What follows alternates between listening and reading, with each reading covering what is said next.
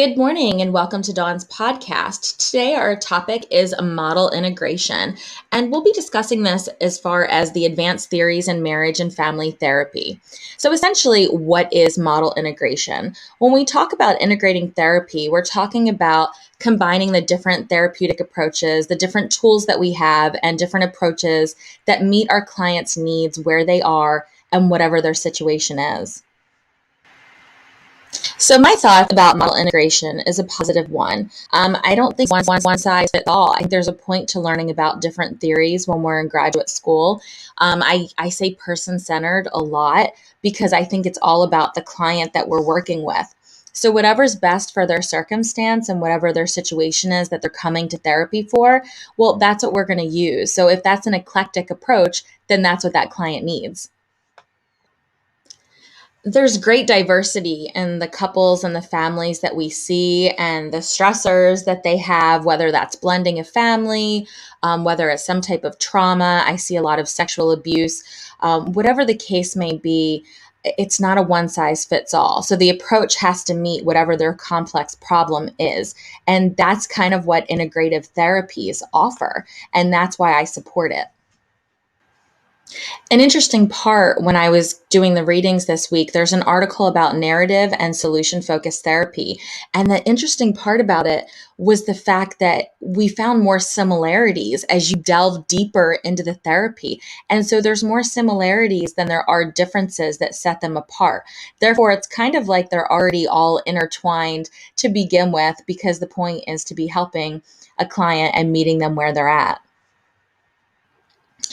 So, in the article this week about integrative models, the article says no single approach to counseling has a monopoly on clinical effectiveness because the dominant trend is integration. And also, one theory cannot accommodate the range of problems and treat the diverse needs of our clients.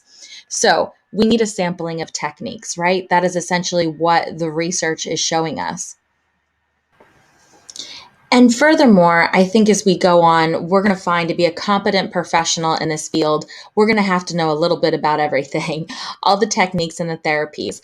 I just joined a private practice and I came on more with cognitive behavioral theory and person-centered, client-centered therapy.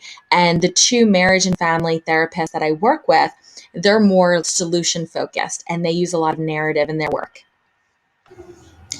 And when we think about the reflective conversation and the reflection in action mode of therapy, this is just taking an approach where we're observing or we're analyzing what we're seeing in our clients, and then the view and values and beliefs of ourselves and where we're focusing that new perspective to solve that problem, right? Because there's so many different approaches that we can take at therapy, and then which one is going to fit correctly.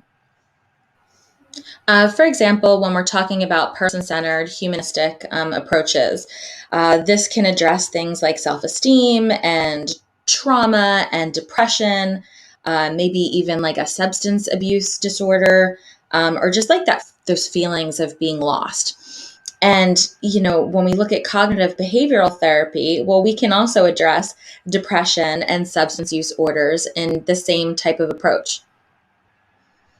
So here are two approaches that we can, essentially address several of the same issues because of them. But we know that cognitive behavioral therapy is really trying to address those negative thought patterns or behaviors that someone has.